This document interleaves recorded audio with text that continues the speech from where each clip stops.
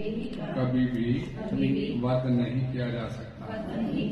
अतः तुम्हें किसी भी जीव के लिए शोक करने की आवश्यकता नहीं है।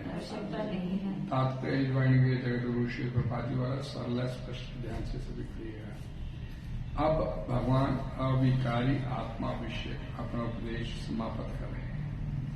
अमर आत्मा का अनेक प्रकार से वर्णन करते हुए भगवान श्री कृष्ण ने आत्मा को अमर तथा शरीर को नाशवान सिद्ध किया है। अतः क्षत्रिय होने के नाते अर्जुन को इस भाई से कि युद्ध में उसके पितामह भीष्म तथा गुरु द्रोण मर जाएंगे, अपने कर्तव्य से विमुख नहीं होना चाहिए। भगवान श्री कृष्ण को प्रमाण मानकर भौतिक देह से भिन्न आत्मा का प्रत्येक अस्तित्व स्वीकार करना ही होगा। ये नहीं कि आत्मा जैसी कोई वस्तु नहीं है या कि जीवन के लक्षण रसायनों की अंतःक्रिया के फलस्वरूप एक विशेष अवस्था में प्रकट होते हैं। यद्यपि आत्मा अमर है, किंतु इससे हिंसा को प्रोत्साहित नहीं किया जाता। फिर युद्ध के समय हिंसा का निषेध नहीं किया जाता, क्योंकि तब इसकी आवश्यकता रहती है। ऐसी आवश्यकता को भगवान की आज्ञा के आधार पर उचित ठहराया जा सकता है, स्वेच्छा से नहीं। हरे कृष्ण। ओम अज्ञानतिमिरस्य ज्ञानाञ्जनशलाकया चक्षुरुन्मीलितं तस्मै श्रीगुरवे श्री चैतन्य मनोभीष्टं स्थापितं येन स्वयं रूपा कलामयि वन्देऽहं श्रीगुरु श्रीयुतपदकमलं श्रीगुरुवैष्णवं श्रीरूपं साग्रजातं सहितं रघुनाथं साद्वैतं सावधूतं प्रजं सहितं श्री राधा कृष्ण नमो विष्णुपदाय कृष्णपदाय भूतले श्रीमद्भगवते स्वामी नमस्ते सरस्वती देवी गौरवाणी प्रचारिणे निर्विशेषा शून्यवादी पाश्चात्य हे कृष्णा करुणा सिंधु दीनबंधु जगत्पते गोपेश गोपिकां सुशीलाभ्यां तप्तकांचन गौरांगी श्री राधे वृंदावनेश्वरी विश्वानुसुते देवी प्रणमामि हरिप्रिये वाञ्छाकल्पतरुश्च सिन्धुभ्यैव पतितानां पावनेभ्यो वैष्णवेभ्यो नमो नमः। जय श्री कृष्ण चैतन्य प्रभु नित्यानंद श्री अद्वैत गदाधर श्रीवासादि गौर भक्तवृंद। हरे कृष्णा कृष्णा कृष्णा हरे हरे हरे राम राम राम हरे हरे। भगवद्वाणी श्रीमद् भगवद गीता की श्री भगवान की जय। भगवान यहाँ पर बोलते हैं कि सबके देह में देहे सर्वस्व भावता, सबकी देह में सबके शरीरों में जो आत्मा देही, यहाँ पर शब्द इस्तेमाल किया गया देही, नित्यम अवध्यो अयम, ये नित्य ही अवध्य है।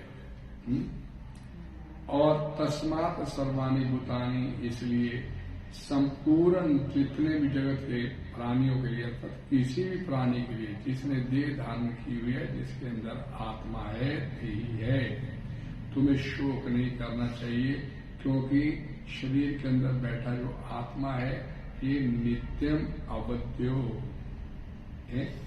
नित्यम अवध्यो, जितने भी 84 लाख योनियों में प्राप्त शरीर हैं, ये संपूर्ण प्राणियों के शरीर में ये नित्य अवध्य अर्थात अविनाशी है। इसका वध नहीं, मारा नहीं जा सकता, इसका वध नहीं किया जा सकता। और यहाँ पर एक बोला गया कि अवध्य शब्द जो यहाँ पर इस्तेमाल किया गया, इसके 2 प्रकार के शब्द होते हैं, अर्थ होते हैं कि पहला तो इसका वध नहीं करना चाहिए, अवध्य, और दूसरा मीनिंग बताया गया इसका वध हो ही नहीं सकता, अवध्य है ये।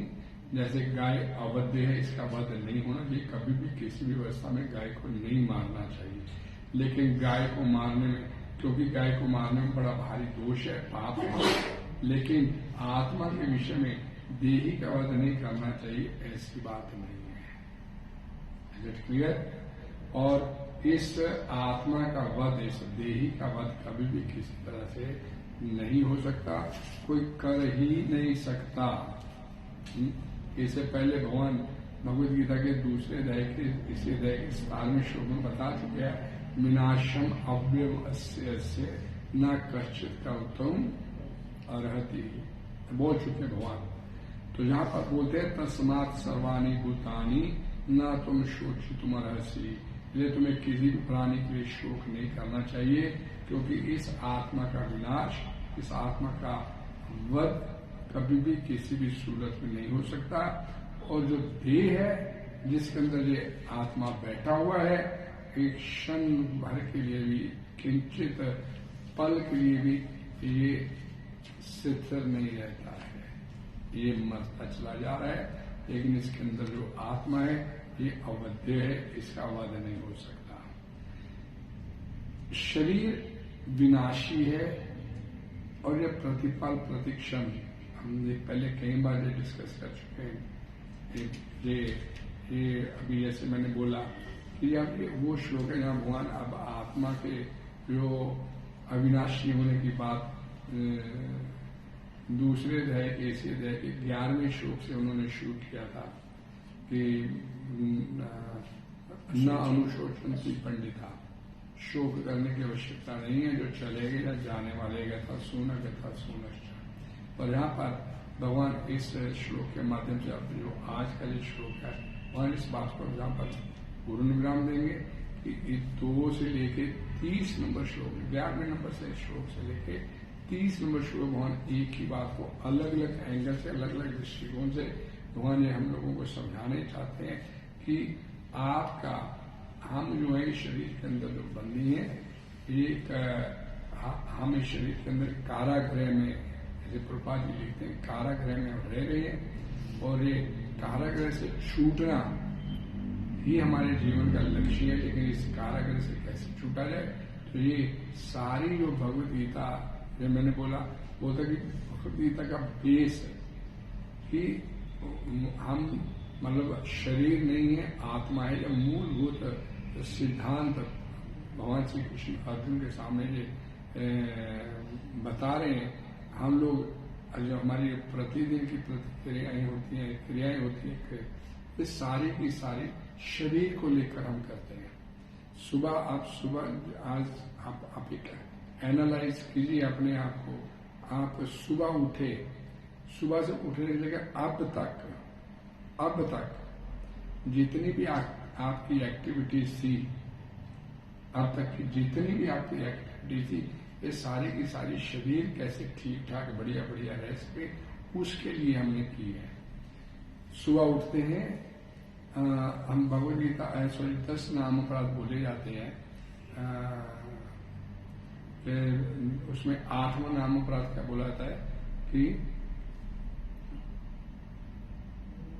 हरे क्षमा मंत्र के जप को वेदों में वर्णित शुद्ध काम कर्म के समान मानना।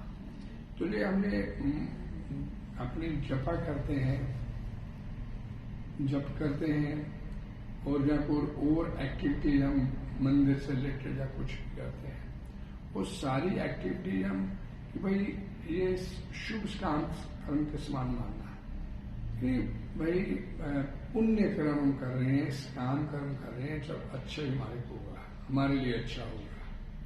शरीर बेसिकली शरीर के लिए होता है, हम जो कुछ करते हैं। आत्मा के लिए जिस दिन हमारे मन में आ गई मैं अपने लिए कर रहा हूं, तो उसके बाद आपसे गलत काम कोई आप कुछ कर ही नहीं पाओगे। क्योंकि हम अच्छा बुरा सब इस संसार में हम करते हैं, अगले इधर चल पड़े हैं, भगवान की तरफ भी चल पड़े हैं, तो फिर अपने मन में ये शरीर के लिए, क्योंकि जब भक्ति की बात आती है, 16 माला जाप करना, सुबह उठ के करते 16 माला, लेकिन 16 माला करने के बाद ये मन में भाव नहीं आता, यार बड़ा मन लगा आज खींच रहे, आज 32 माला कर ही दें, आज तो उठने का मन नहीं कर। लेकिन वो ऐसी स्थिति हमारी नहीं होती है। भाई अब तो कोई आ गया आपके पास मिलने के लिए आ गया, तो अंदर से शुक्र करते चलो बंदा आ गया, चल बैठ गए, 2-4 बातें कर ले। ये नहीं कहेंगे उसको चल तू आ गया यार, तेरे सब माने हमारी आज चल 10 माला और करते हैं बैठ के। वो वाली स्थिति अंदर से नहीं होती हमारी है। इसीलिए नहीं होती क्योंकि हमारी जो एक्टिविटी है वो सारी की सारी बॉडीज को लेकर होती है, ना कि आत्मा को लेकर करती है।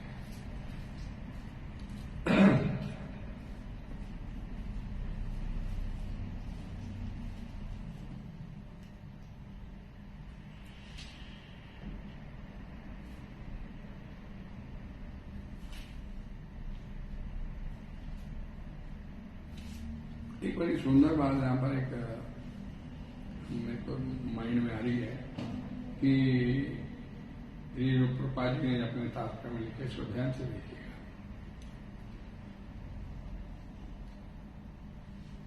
जब भगवान अविकारी आत्मा विषय का अपना उपदेश समाप्त कर रहे हैं, अमर आत्मा का अनेक प्रकार से वर्णन करते हुए भगवान श्री कृष्ण ने आत्मा को अमर तथा शरीर को नाशवान सिद्ध किया है।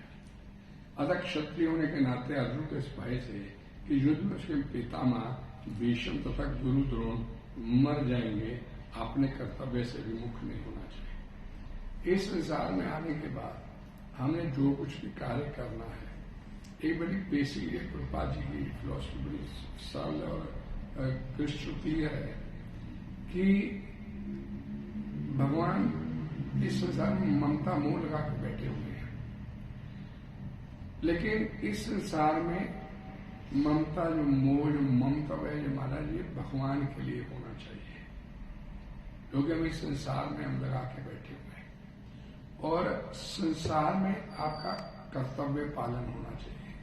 आपकी ड्यूटी है, आपको ये काम करना है, आप इसके लिए आए हैं।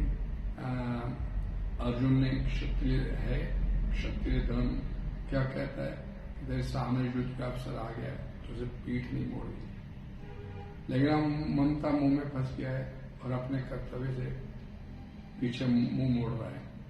तो यहाँ प्रभुपाद जी बोलते कि उसे अपने कर्तव्य से विमुख नहीं होना। ये हमारी सभी की स्थिति यही है। हम सब जितने लोग बैठे हुए हैं, अब भी घर से संतान का फोन आ जाएगा, पिता का, पति का, माता का, पत्नी का, तो अब भी एक पल के लिए हमारा सभी का अपना एक्सपीरियंस है, लात मार देंगे कथा को, फटाफट फोन उठा के बाहर भाग देंगे, कथा को छोड़ देंगे।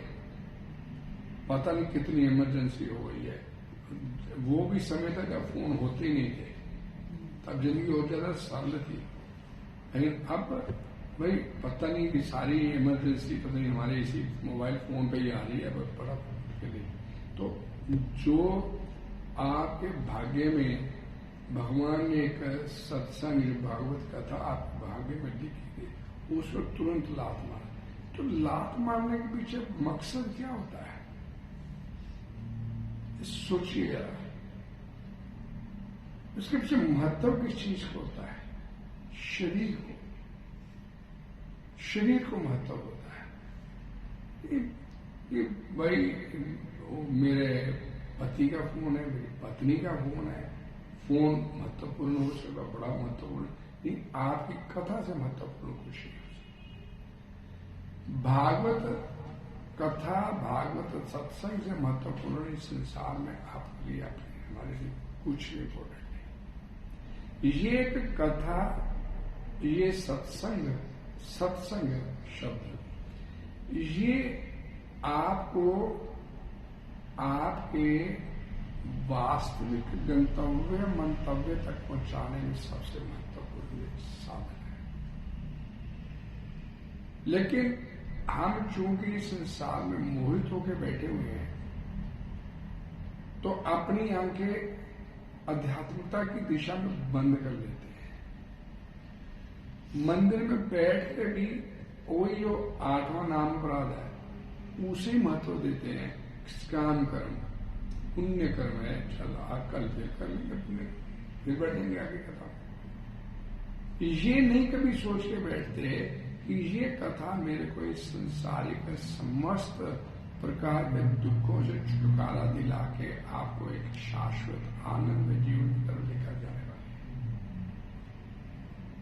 है। जिस दिन दिमाग में ये बात बैठ जाएगी कि ये मेरे समस्त दुखों का उपचार है, ये सत्संग, तो स्वाभाविक आप कभी भी इस तरह की नहीं हरकत करेंगे, कहीं उठ के चलो पहले मोबाइल फोन ही सुनते। और उस समय हमारी स्थिति क्या होगी, पहली बार तो मोबाइल फोन साथ ही लेके आएंगे।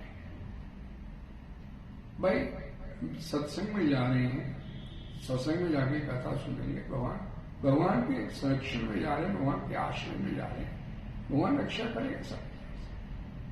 तो ऐसा तो एटीट्यूड हमारे अंदर होता ही नहीं कि हम भगवान उस सत्संग में जा रहे हैं जहां पर सिर्फ भगवत चर्चा होगी और वहां पर हम अपने भगवान सब प्रकार से रक्षा। वो तो है ही, भगवान तो है ही सिर्फ आनंददायक, आनंद में आता है सब, उनके पास तो आनंद के सब कुछ है ही। तो यहां क्या होगा कि उसे अपने कर्तव्य से विमुख नहीं होना चाहिए था, लेकिन अपने सामने अपने रिश्तेदारों को देखने के बाद अर्जुन अपने मामा चाचा तायों को देखने के बाद भूल गया कि भाई मेरा कर्तव्य क्या है, और उधर मोहग्रस्त हो गया। उसके अंदर अपना ममता जाग उठा कि तुम मेरे इनको मारने के लिए आया। उसी ममता को खत्म किसने करना है, और भगवान के साथ होने वाले उस सत्संग ने अर्जुन के अंदर के जो ममता को है ना, जो मुंह है उसके अंदर हो गया, और भगवान के साथ जो उसका सत्संग शुरू हो गया, उसी सत्संग में उसको खत्म करना है। कुछ पता चला, कुछ ज्ञान हुआ, हाँ जी नष्ट हुआ, गत संदेहा, अब नहीं फोन सुन के उठ के मैं भाग जाऊंगा, इसी स्थिति हमारी। वो तो एक बार भगवत गीता सुना अर्जुन, और वह नष्ट हुआ, मोह मेरा खत्म हो गया। और जहां मोह खत्म नहीं होता, भगवत गीता सुनते सुनते सालों साल हो गए, क्योंकि भगवत गीता सुनी नहीं। भगवत गीता सुनी नहीं है, क्योंकि मोह तो अंदर बरकरार है, जैसे 20 साल पहले की स्थिति थी आज भी वही है। वो क्यों बरकरार है, ये काम कर्म मान के चलते हैं, ये मान के नहीं चलते कि ये अंदर मेरे तमाम दुखों से मेरे को छुटकारा दिला के मेरे को ले जाएगा। वो स्थिति क्या बोलते हैं, अर्जुन की तरह भगवत गीता सुनने वाले भगवान जी क्या बोलते हैं, कोई बिरला होता है, कृष्ण मामे की तत्व होता है, तो वो बिरला ही कोई होगा जो मेरे को तत्व से जान पाएगा। और बिरला बनने का हम कभी भी प्रयास नहीं करते, दुनिया के साथ ही चलने के लिए तैयार है। हमारा जो जितना भी हमारी एक्टिविटी है, ये दुनिया के साथ चलने वाली ही होती है, इससे बाहर निकलने वाली नहीं। दुनिया की लाइन से बाहर कैसे निकल जाएंगे ना, नहीं ये नहीं करना, बाकी सब ठीक है।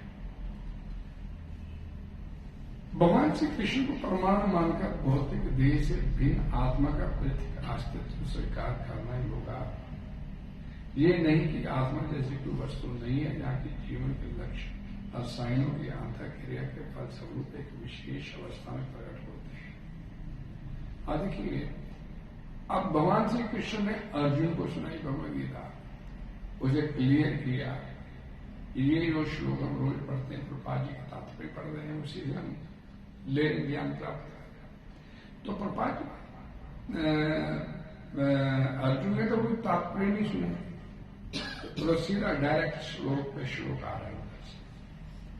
सोचने समझने की वो स्थिति में नहीं है, तो सुन रहे, लेकिन उस समय उन्नत थे थोड़े से सब आध्यात्मिकता की, लेकिन यहां पर उन्नत होना नहीं चाहते हैं, उस लेवल पे नहीं आना चाहते उन्नत के।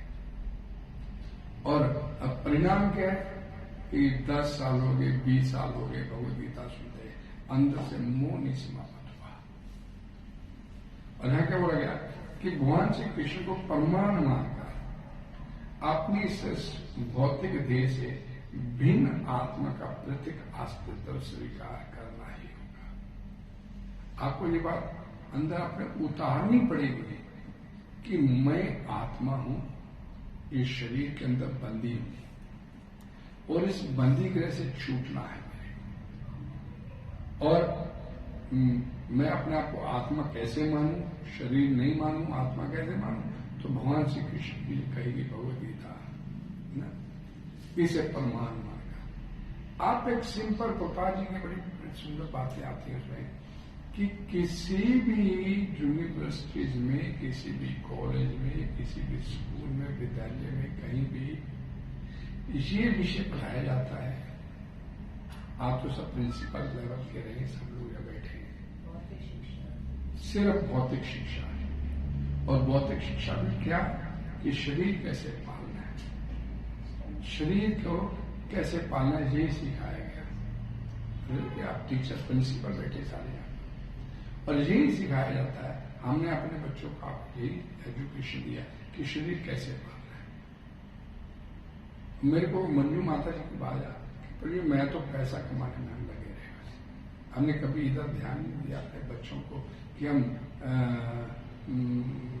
भागवत धर्म के बारे में वो एजुकेट करें, क्योंकि हमारे अंदर शुरू से यही था कि आई एम बॉडी, और बॉडी का रख रखाव कैसे करना है, आत्मा यही ज्ञान। ये तो किताबों में किसी ने कुछ बोल दिया तो उस लेवल को उस लेवल पे समझने के लिए हमने कभी अपनी बुद्धि का इस्तेमाल ही नहीं किया। और देखिए कि जब अपने ज्ञान हो गया सबको, हम बैठे हैं और 20 साल से बात सुन रहे हैं, भाई ये ज्ञान है, उस ज्ञान को अपने अंदर आत्मसात प्रैक्टिकल उतारने के लिए तैयार नहीं। उस ज्ञान को अपने जीवन में उतारने के लिए तैयार नहीं। भाई ये सबको मालूम है, यहां बैठे हम सब, जितने हम बैठे हैं सबको मालूम है कि ये देह निरंतर गिरावट की तरफ जा रहा है।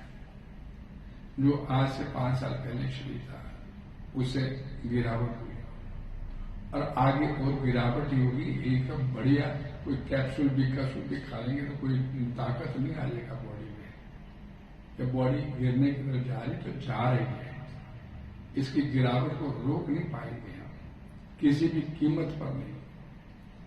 और कितनी बढ़िया आपने बॉडी से मान लीजिए बना के भी रख लिया, और बना के रखने के बावजूद आपको जितने श्वास मिले हुए उतने श्वास पूरे करने के बाद भले कितनी अच्छी बढ़िया फर्स्ट क्लास बॉडी क्यों नहीं हो आपकी, तो भी आपको छोड़नी पड़ेगी। इस नियम का कोई अपवाद नहीं है इस संसार में, इस सृष्टि में। मृत्यु का कोई इलाज नहीं है, ये गिरेगी एक दिन। प्रतिक्रिया ना जैसे कुछ चिता कर ही चिता प्रभु। माता विदु धृतराष्ट्र को सुझाते जो मरने के कगार पे वृद्ध अवस्था में बैठे हैं। और प्रभुपाद जी क्या बोलते हैं कि ये महत्वपूर्ण नहीं है कि आपने 20 साल की आपकी उम्र है, 50 साल की या 100 साल की है। महत्वपूर्ण ये है कि ये बॉडी आपने एक दिन छोड़ दी है, ये महत्वपूर्ण है। टाइम जो अवधि है, समय अवधि है, ये महत्वपूर्ण नहीं, इसका कोई मतलब निरर्थक है इसका। महत्वपूर्ण ये है कि आपने एक दिन मरना है, मरना अवश्य भाग्य है। मेरे मनस्य सर्वथा, मेरे मनस्य सर्वथा। महाराज परीक्षित से महाराज परीक्षित पूछते शुक्रदेव पुष्यत कार्य मेरे मनस्य सर्वथा, क्या करना चाहिए जो मरने के कगार पर बैठा हो, जो मरने के कगार पर बैठा है उसे करना क्या चाहिए, ये पूछा गया। लेकिन कोई हम में से इस बात को स्वीकार करने के लिए तैयार नहीं है कि भाई एक दिन हमने मरना है।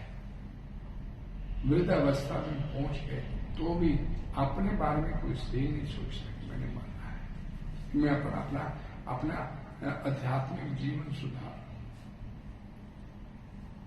इसके लिए कोई नहीं, मैटेरियलिस्टिक लाइफ है, हमें संसारिक जीवन कैसे बढ़िया हो जाए, रहन सहन बड़ा बढ़िया बढ़िया हो जाए, मकान कोठी बंगला बढ़िया बढ़िया फार्म हाउस बन जाए हमारे, इसके लिए प्रयास करता है।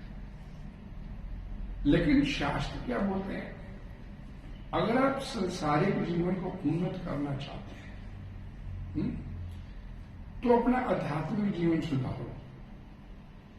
आपके अंदर की जितनी भी इच्छाएं हैं, संसारिक इच्छाएं हैं, आप अपना आध्यात्मिक जीवन सुधारेंगे, संसारिक इच्छाएं आपकी अपने आप ही सुधरती चली जाएंगी। उनके लिए आपको अलग से प्रयास करने की आवश्यकता नहीं। भौतिक जीवन सुधारने की जरूरत नहीं है कि बढ़िया कार कैसे आ जाए, बढ़िया कोठी कैसे मिल जाए। आप सब अपना भक्ति में जीवन सुधार लीजिए, बाकी चीजें आपको अपने आप मिलती चली जाएंगी। अकामा सर्व कामो व मोक्ष कामो उदार तीव्रीन भक्ति जो कि किसी भी प्रकार की आपके संसार में भोगने की इच्छा है कि मेरे को ये मिल जाए, फिर बढ़िया कोठी मिल जाए मेरे को, अपनी कोठी तो 2000 गज की होनी चाहिए थी, फिर मजा आता। ये भी इच्छा है, भले आपका कुछ नहीं है, लेकिन आप अपना भक्ति में जीवन शुरू कर दीजिए, आपकी ये इच्छा भी वो ऊपर अदा होगा। वो देने के लिए बैठा है आपको, उसके हम बच्चे हैं, उसकी संतान है। वो चिल्ला चिल्ला के भगवत गीता में बोले, मेरे बच्चे हो, मेरे अंश, मैं तुम्हारा पिता हूं, मैं तुम्हारा माता हूं। उसकी बात नहीं सुनने के लिए करे, वो देने के लिए बैठा, लेकिन प्रॉब्लम क्या है कि हमें लेने का ढंग नहीं मालूम, संसार में लेना कैसे है, किससे लेना है। नहीं जाके सड़क के किनारे कुछ बैठे अच्छे झोला छाप, उनके जाके माथा टेकते हैं और ना करते ये कुछ इसका आशीर्वाद से कुछ मिल जाए, लेकिन मालूम नहीं कि हमारे को लेना किससे है। और ये इधर नहीं चल के किसी और से मांगते हैं तो अपना ये भौतिक जीवन और बढ़ाते चले जा रहे हैं और अपने बढ़ाते। भगवद गीता के 9वें अध्याय, देवव्रत जानती देवव्रता देवा, पितृन जानती पितृ, भूतानी जानती पितृ। किसी के पास चले गए, देवी देवताओं के पास, पितरों के पास, पितरों की शरण में चले, और एक और घृत तरीके जो मंत्र तंत्र भूत प्रेत इनकी शरण में चले। क्या मिलेगा? सिर्फ आपका अपना भौतिक जीवन की अवधि और बढ़ाते चलेगा। यान्ति मत्या जिनो अपी माम, मेरे पास आओगे, मेरे बच्चे हो, आपको इस समस्त प्रकार के दुखों से निकाल के मैं वापिस ले जाऊं। अपना हित नहीं समझते इस संसार में आने पर, ये ज्ञान होने के बाद भी कि मैं ये अपने को पता चल गया कि ये ज्ञान है, और उस ज्ञान को अपने जीवन में उतारने के लिए तैयार है। हम अक्सर लोग बोलते हैं हम इसे उतारने के लिए तैयार नहीं, हम तो करते हैं। अगर ये आपको ज्ञान हो गया तो ये ज्ञान कभी आपने अपने बच्चों को देने का प्रयास किया, उनको इस तरह से समझाने का प्रयास किया, भाई बच्चे ये रास्ता नहीं, ये रास्ता है, इसमें चले। तो खुद आश्वस्त नहीं है इस रास्ते के लिए, तो दूसरों को क्या बताए। खुद आश्वस्त नहीं।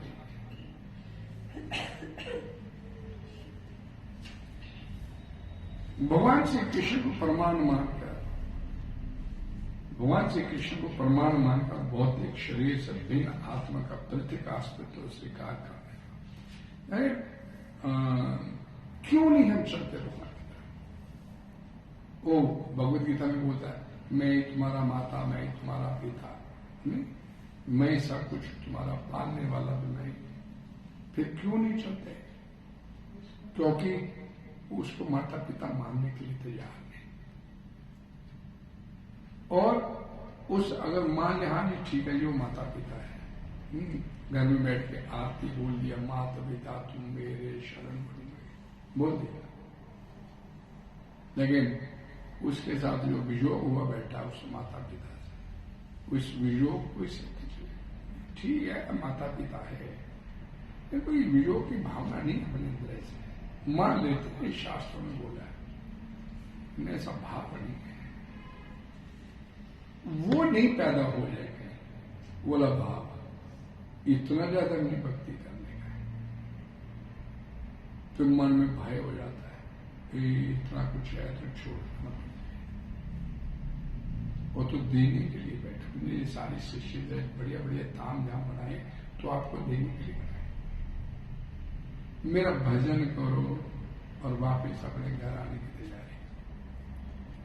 कर्मण्येवाधिकारस्ते मा फलेषु कदाचन, भगवान बोलते कर्म करने का राइट दिया तेरे, फ्रीडम टू वर्क दिया तेरे को। अब वर्क कौन सा करना है ये भी तो देखें। भगवत गीता के 8वें अध्याय में बोलते हैं प्रभुपाद जी अपने तात्पर्य, भगवान शुद्ध आध्यात्मिक है, आध्यात्मिक विशुद्ध आध्यात्मिक है, और हम उनकी संतान हैं, हम भी आध्यात्मिक हैं। आध्यात्मिक की तरफ चलेगा तो वही उसका कल्याण होगा।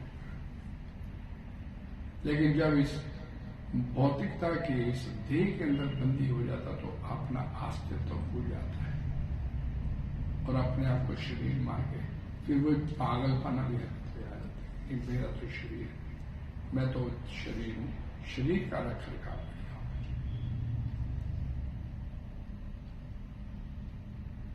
एक अकेले की भक्ति कभी नहीं पॉसिबल होती।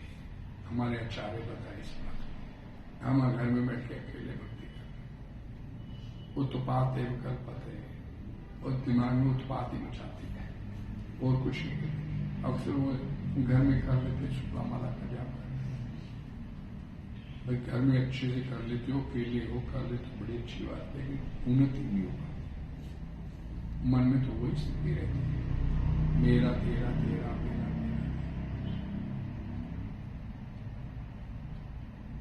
श्रुति स्मृति पुराण आदि पंचरात्रिक वृत्ति,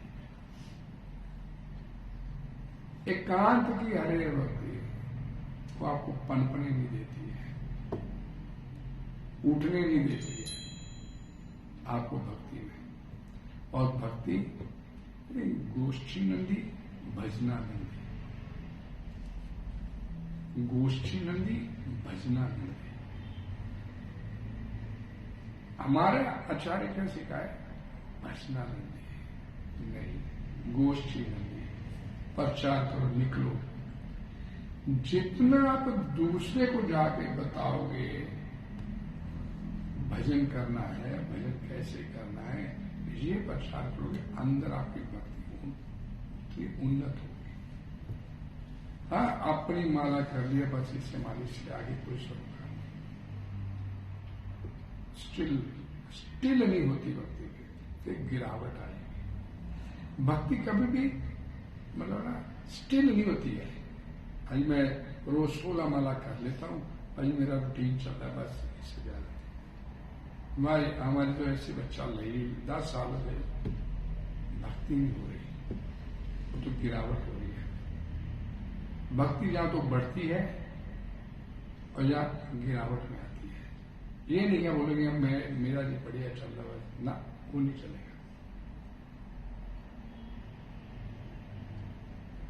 यद्यपि आत्मा अमर है, किंतु इससे हिंसा को प्रोत्साहित नहीं किया जाता। फिर भी युद्ध के समय हिंसा का निषेध नहीं किया जाता, क्योंकि तब इसकी आवश्यकता रहती है, जैसे कि अर्जुन के सामने अपनी स्थिति है। ऐसी आवश्यकता को भगवान की आज्ञा के आधार पर उचित ठहराया जा सकता है, स्वेच्छा से नहीं। भगवान श्री कृष्ण अर्जुन को समझा रहे युद्ध का, उत्तिष्ठा परंतपा, उठ परंतपा, हे अर्जुन उठ तो, के धनुष वाला अपने हाथ, और अर्जुन उठने के लिए तैयार नहीं। और कब उठा भी कैसे? तब समझ में आ गया कि सामने भगवान है और भगवान ने ऐसी सिचुएशन मेरे सामने खड़ी कर दी है। इसको सिंबॉलिकली समझिए कि अर्जुन को भगवद गीता सुनाते सुनाते भगवान श्री कृष्ण ने बोल दिया, निमित्त मात्र भव्य सत्य साची। तू कुछ मारने वाला तू नहीं है, तू भगवान नहीं है, निमित्त मात्र भव्य सत्य। तेरे को तो मैं क्रेडिट देना चाहता हूं, तूने इतना बड़ा युद्ध जीता, तेरे को क्रेडिट देना चाहता हूं। निमित्त मात्र पूरम है तेरे, ये पहले मरे हुए हैं, इतनी सेना खड़ी की है, मैंने मारी हुई है। अब तेरे सामने जो स्थिति है जो आ गई है, उसके अकॉर्डिंग तू चल, तू मेरी आज्ञा का पालन करते हुए युद्ध करेगा। मैं तेरे को बोला उत्तिष्ठा और उठ युद्ध का, और तू कहे नहीं मैंने नहीं मारना, मैंने नहीं लड़ना, वो तो मुंहग्रस्त हो गया। तो ये नहीं है कि आदमी मरे होता है, ये किसी और तरीके से मरेंगे, लेकिन क्योंकि तू मेरा भक्त है, तू मेरा सख है, मैं तेरे को क्रेडिट देना चाहता हूं, मैं तेरे को क्रेडिट देना चाहता हूं, तू मेरा भक्त है, तूने इतना बड़ा युद्ध किया। तो इसके पीछे कहने का भाव भगवान इसको चौथे अध्याय में और क्लियर किए। मैं श्लोक को हमेशा बोलता, यद इच्छा लाभ संतुष्ट द्वंद्वती, तो अपने आप जो आपके सामने जो आपको अपने जीवन में प्राप्त हो रहा है उसके अकॉर्डिंग भी चलो। उस तेरे को बीइंग एक क्षत्रिय, तेरे को युद्ध रूपी अवसर आया है, इसे एक्सेप्ट कर। तेरे को अपने आप जीवन में जो कुछ प्राप्त कर, प्रयास नहीं कर, क्योंकि जो तेरे भाग्य में लिखा है वो मैंने तेरे को देना है, तेरे कर्मों के अनुसार तेरे भाग्य लिखा हुआ है। ये लाइनें लिख के भगवान ने भेजी सारी, आज की लाइनों में सब लिखा हुआ है, भगवान ने पहली लाइनें छाप दी। तो पहले क्या हो, हम आता पहले बना प्रारब्ध, पाछे बना शरीर। तेरा प्रारब्ध पहले फिक्स हो गया, और जो तेरे जीवन में अपने आप आता चला जा, उसे एक्सेप्ट का भजन में अपने आप को लगा। तो भगवान बोलना चाहते हैं भगवद गीता में कि भाई तेरे सामने जैसी जैसी हम लोगों के सामने जैसी जैसी परिस्थितियां आ रही हैं, उसके अकॉर्डिंग अपना जीवन चला। सुखों को प्राप्त करने के लिए प्रयास नहीं कर, और दुखों को खत्म करने के लिए प्रयास नहीं कर। तो क्या कर, तो पौद्यम पुत्र का तदनंतम, उस अनंत सुख की तेरे को प्राप्ति होगी। तपस्या कर, भजन कर, अपने आप को तपो दिव्यम, अपनी भक्ति में लगा, दिव्य भक्ति में अपने आप। सारी परिस्थितियां जो तेरे जीवन में प्रतिकूल थी, अगर तेरी लाइनें अगर खराब लिखी हुई थी, वो लाइनें भी तेरी अनुकूल हो जाएगी। तेरे भाग्य में कुछ नहीं लिखा था, लेकिन तू भक्ति में लग गया मेरी, तो तेरे भाग्य में पूरी दुनिया का त्रिलोकी का सुख लिखा। दरिद्रता लिखी थी सुदामा के जीवन में, पढ़ते इसमें भागवतम पुराण में जमराज बोलते हैं, दरिद्रता लिखी थी, आपने इसको इतना। मैं क्या बोलूं, जो मेरा भजन करेगा उसको मैं ना दूं तो ये तो है। ये कहने का मतलब क्या भगवान श्री कृष्ण का, माम एकम शरणम व्रजा अहम त्वाम सर्वे पापेभ्यो, मैं तेरे समस्त पापों से तेरे को मैं निकाल माफ कर दूंगा तेरे पापों, मोक्षयिष्यामि, और साथ में ये बोलते हैं मां शुचा, चिंता नहीं करना, मैं गलत नहीं बोल रहा हूं, शोक नहीं करना, दुख नहीं करना, डरना नहीं, भयभीत मत होना, मैं कर दूंगा तेरे सारे पापों का अंत, माफ कर दूंगा मैं तेरे पापों, मेरा भजन करना चाहिए। भगवत गीता की सरल लाइनों को हम अपने जीवन में उतारने के लिए, भाई एक देखे तो सही, भगवान ने देखे, नहीं विश्वास और थोड़ा दुनिया पे विश्वास करके बैठे हुए हैं। दुनिया पे कितना विश्वास करते बताओ आप, भगवान आश्वासन देते हैं, उसमें भरोसा नहीं है। डॉक्टर बोल देता है तो चिंता की कोई बात नहीं, मेरे पास आ गए बचा लेंगे जी। और वो डॉक्टर आपको आश्वासन देता है जैसे अपने खुद का अगले पल का पता नहीं कि मैंने जीना जब करना है, उसके आश्वासन से बड़ा आश्वासन। बैंक में जाके 10 लाख रुपए जमा कराने हैं तो कैशियर क्या कहता है, पहले 10 लाख रख, अपने अंदर काउंटर में बैठोगे, मैं पहले 10,000 या 10 लाख रख लिया। नहीं, आप बोलते हो उसे पहले रसीद दे, तेरे को फिर 10 लाख देंगे। कभी हुआ ऐसा? कभी उसमें भरोसा करते हैं, वो कैश पे भरोसा करते हैं, उस संसार पे भरोसा करके बैठे हैं। पहले कहते हैं पैसे रख, फिर तेरे को रसीद दूंगा। आप बोलो उसे पहले रसीद दे, भाई ये देख मैं 10 लाख रुपए लेके आया, वो मानेगा आपकी बात को। संसार पे इतना भरोसा करके बैठे हैं और भगवान पे भरोसा करने के लिए इधर थोड़ा सा भरोसा करके तो देखिए उसे, वो तो आश्वासन भी देता, मां शुचा, लेकिन उसके ऊपर भरोसा नहीं होता, बनता नहीं, करते नहीं, क्योंकि है ही नहीं पता, अंदर से ये मालूम नहीं, पता नहीं है कि नहीं है, या बोलते जरूर है माता पिता तुम मेरे शरण पड़ो, लेकिन भरोसा नहीं। और परिणाम, जिस पे भरोसा करते वहां से आपको धोखा मिलता है, जिस पे भरोसा नहीं करते वो फिर भी आपकी तरफ आशा दृष्टि से देखता है, कब मेरे ऊपर भरोसा करेगा, कब मैं इसको निकाल के लेके जाऊंगा, कब ये निकलेगा। हम निकलना नहीं चाहते, इसलिए संसार में फंसे हुए। भगवान के साथ हुए वियोग को प्रभुपाद जी अपने भगवद गीता के भूमिका में लिखे कि अपने भगवान के साथ हुए वियोग को आसानी से सहन कर रहे हैं, जरूरत नहीं होता।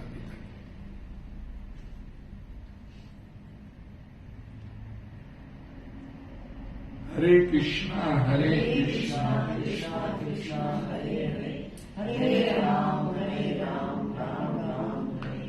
कोई डिस्कशन तो बड़ी बता नहीं सकते, इतने मतलब आगे निकल रहे हैं ना, पीछे बोले तो भौतिकता में आगे निकल रहे हैं। आप कितना भौतिकता में आगे निकल गए? ऐसे ना कहते, जैसे दुनिया में रहते हैं तो भगवान को सुभाष चंद्र बोस भक्ति सिद्धांत सरस्वती ठाकुर को क्या बोले? जब भक्ति सिद्धांत बोले कि भगवद गीता का जब उन्होंने ज्ञान दिया सुभाष चंद्र बोस को, मैं कथा 2-3 दिन पहले सुनाई कि भाई भक्ति सिद्धांत सरस्वती ठाकुर को सुभाष चंद्र बोस, अब मैं इतना आगे निकल गया हूं, अब मैं वापस नहीं आ सकता। उन्होंने एक लाइन बोली, इसका मतलब उसे भी अपना हित नहीं मालूम, उसे भी अपना हित मालूम नहीं कि मेरा हित किसमें है। सारी परिस्थितियों को अनुकूल प्रतिकूल को अनुकूल बनाना भगवान की हिलाने बोहे हिलाने के काम होता है।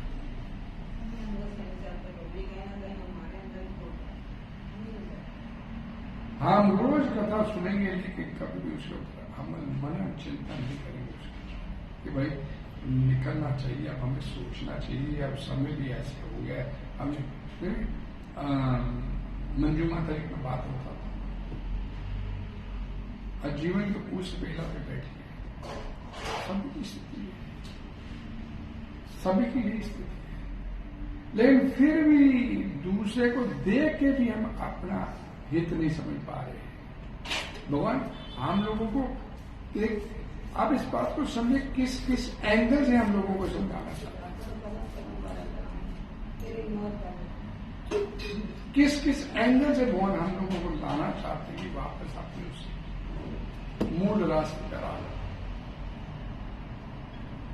फिर इधर उधर भागेंगे। कोई सवाल?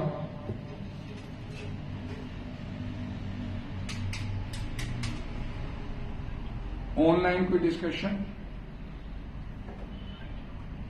हाँ जी, एक मिनट प्रभु जी, मैं आवाज इसकी थोड़ी ऊंची करूंगा। हाँ जी बोलिए। प्रभु जी ऐसे है कि जब भी कोई भाव जाता है तो उसका क्या आचरण होना चाहिए, और उसे बस उसका क्या आचरण होना चाहिए, वो धाम जाता है, और उसे क्या नहीं करना चाहिए वहाँ?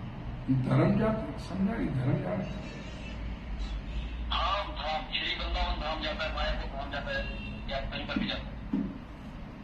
आपके अंदर तो वो स्थिति होनी चाहिए, कैसे बोलते हैं, एक किसी कोई बच्चा विदेश गया तो 20 साल बाद वापस लौट रहा है, तो उसमें अपने माता पिता से मिलने या अपने परिवार वालों से मिलने में उसकी कैसी स्थिति होती है? अश्रुपात होना, ये सारी लक्षण आते हैं ना। तो अपने धाम जा रहे हैं, अपने भगवान के धाम जा रहे हैं, भगवान से मिलने के लिए जा रहे हैं, तो कैसी स्थिति? ये संसार जो है ना प्रभु जी, ये आध्यात्मिक संसार का ये विकृत प्रतिबिंब है। यहाँ जो लक्षण आपके इस संसार के प्रति उत्पन्न होते हैं, वो लक्षण आपके भगवान के प्रति उत्पन्न होने चाहिए। धाम में गए तो कभी रोमांच हुआ था आपको, भाई 2 दिन बाद मैंने वृंदावन जाना, कैसे भगवान के जाऊंगा, वहां कैसे होगा, इस तरह का कभी भावना उत्पन्न हुआ? कैसे आप भगवान के धाम पहुंचेंगे? लेकिन हमारे तो ये होता है, पहले टिकट बुक करानी है, बढ़िया कोई रहने की व्यवस्था हो जाए, बढ़िया वहां पे कुछ खाने पीने की व्यवस्था, कोई गीजर वाला कमरा तो जरूर चाहिए, बिना गीजर के तो मिला। ये सारी सुविधाएं देखते हैं जो हम इस संसार में प्राप्त करें, वो धाम में भी सोचते वहां मिलेंगी, होनी चाहिए। बिना धाम में जो सुविधा प्राप्त की है, क्या फायदा? अंदर एक रोमांच होना चाहिए। आज भगवान के धाम जाना है तो भाई बच्चा माँ से मिलता 20 साल बाद, तो माँ का भी अश्रुपात होता है, बेटे का भी अश्रुपात होता है। तो यहाँ तो ना उसके भगवान तो अश्रुपात करते हैं, देखते हैं कि ये बच्चे आए हैं, मेरे पास तो कोई नहीं आया, दाम में होने के बाद भी भगवान के पास। हमें तो एक कांति कुंजी की बात अच्छी लगती है, वो जब धाम में जाते हैं ना हमारे साथ, वो जिस धर्मशाला में रुके उसी धर्मशाला में पूरा दिन निकाल देते हैं, जपा करते करते। तो यहाँ तो धाम में बैठे हुए भगवान का गुणगान करेंगे, और हम पानी वो बंदरों की तरह उछल कूद करते, एक मंदिर से निकले दूसरे में, दूसरे से निकले तीसरे में, तीसरे निकले चुनते हैं, खाना कहाँ है वहां खाएंगे, प्लानिंग करते हैं, यही काम करते हैं। बंदर कूद फांद करता है एक पेड़ से दूसरे पेड़, वैसे दूसरी स्थिति में आ गया। धर्मशाला भी ब्रज भूमि में पड़ी है, वो भी ब्रज भूमि है, वहीं बैठे बैठे उसका गुणगान करते थे, उसी से काम। हमारे को होता है अरे उस मंदिर के ठाकुर जी है, फिर ठाकुर जी जो आपके घर में वो भी ठाकुर जी, वही ठाकुर जी वहां पर। माधवेंद्रपुरी गए लेने के लिए, कैसे बोलते हैं, चंदन की लकड़ी, तो वापसी में वो बोलेगी यही लगा दो चंदन, मेरे को वहां मिल जाएगा अपने आप, ठंडक मेरे को वहां पर पहुंच जाएगी, गोवर्धन में ठंडक मेरे को मिल जाएगी। अजाए तीर्थ और मंदिर में लगा दीजिए चंदन मेरे को, तो मेरी ठंडक में। तो ठाकुर जी तो सब लगाएगी। धाम में गए तो धाम में भजन करना ही जीवन का देख, और कोई लक्ष्य वो वाली स्थिति प्रभु में होनी चाहिए बस, और कुछ।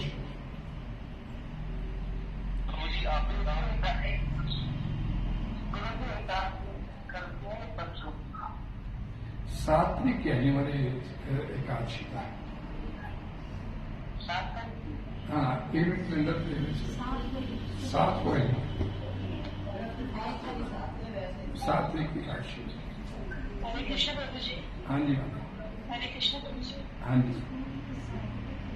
प्रभु जी, अभी आपने कथा में कहा कि हम लोग जैसे 16 माला करते हैं इसके अलावा हम जो ज्ञान गुरुओं से मिलता है, जो भक्तों से मिलता है, उसे हम आगे प्रचार नहीं करते। लेकिन हमारे एक नाम अपराधों में ये भी आता है कि हमें किसी भी जो ईश्वर में कम विश्वास करता है उसको भगवत चर्चा उसके साथ नहीं करनी चाहिए। तो मुझे जब हम किसी से मिलते हैं तो हम शायद उसको, जैसे अपने प्रोफेशनली हम किसी से मिलते हैं तो हम उसको प्रोफेशनली नहीं जानते हैं, हम उसको पर्सनली तभी जानेंगे जब हम उससे भगवत चर्चा हमारे साथ माता प्रॉब्लम पता क्या होती है, मैं बताता हूँ।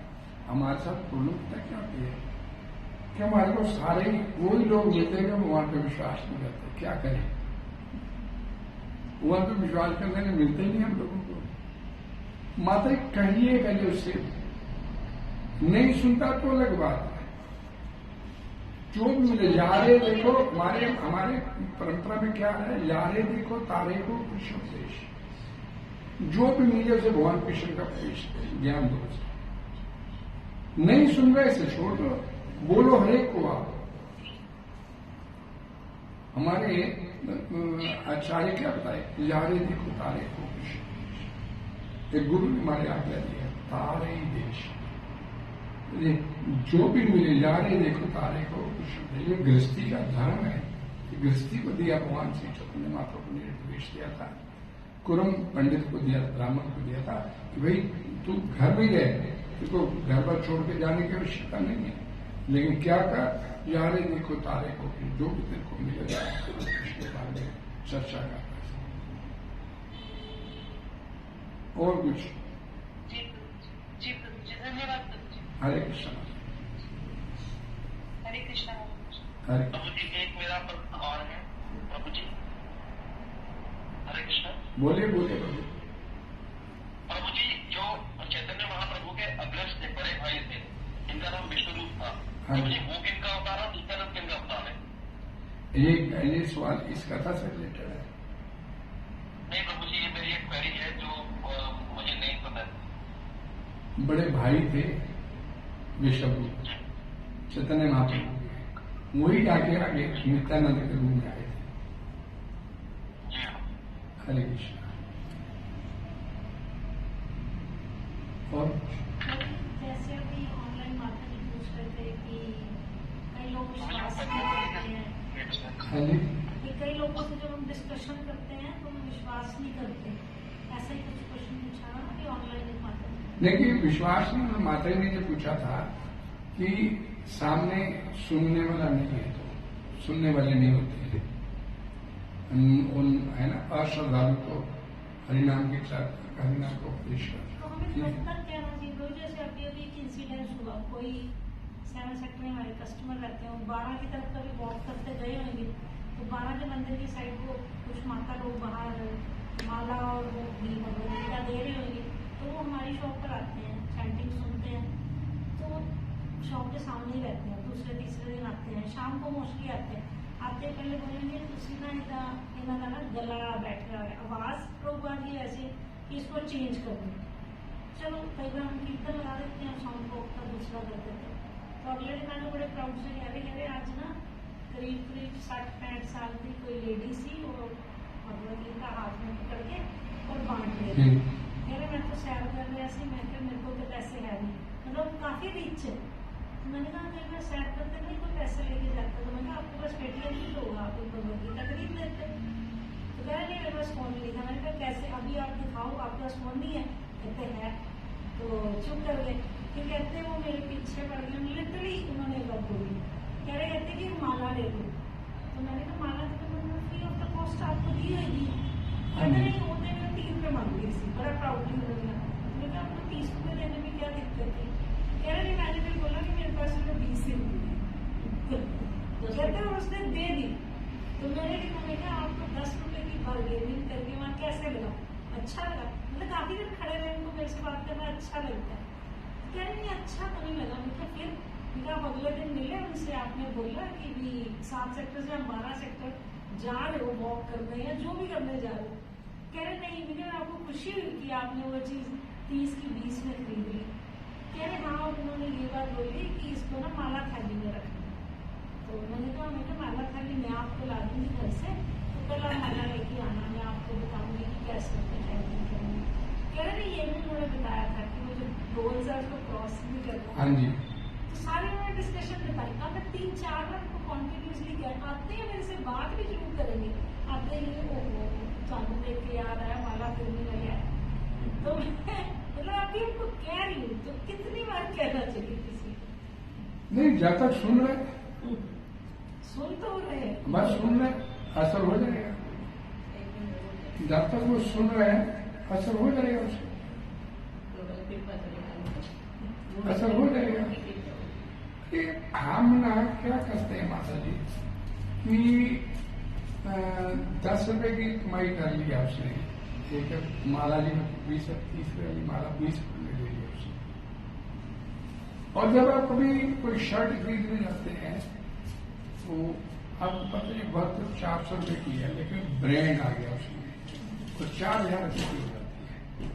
तब कोई बार्गेनिंग करता वहां जाके मैंने कहा प्रभु जी जो 400 रुपए की शर्ट होती है, ब्रांड हो गया जहां पर वो 4000 की हो जाती है। आप पीटर इंग्लैंड की शर्ट लेके आओ 4000 की, और पता है आपको ये शर्ट मार्केट में अपना सेम कपड़ा कॉटन का या कोई भी मार्केट में अवेलेबल है उससे आपने सिलवा दीजिए तो कमीजा को 400 की 500 600 ये 4000 दे के आते हैं और फिर लेके आते हैं 4 लोगों को बताते भी हैं। नहीं थोड़ी तंग है नहीं, तंग है नहीं। वो गया था मार्केट में, नहीं सोचता हूँ यार नहीं उसको बताना है किसी तरीके किसी न किसी तरीके जबरदस्ती उसको बताना है। मैं 4000 रुपये की शर्ट कर दी। अर्जुन में क्या भाव है कि ये सारे मर जाएंगे तो मैं ऐश्वर्य दिखाऊंगा किसे?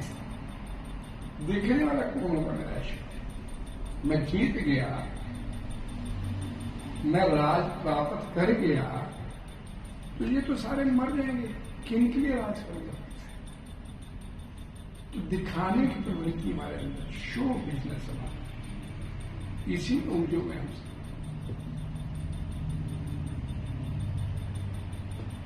हरे कृष्णा हरे कृष्णा हरे कृष्णा कृष्ण कृष्ण हरे हरे राम राम राम हरे जगद्गुरु श्री प्रभात की आप सबका बहुत बहुत धन्यवाद।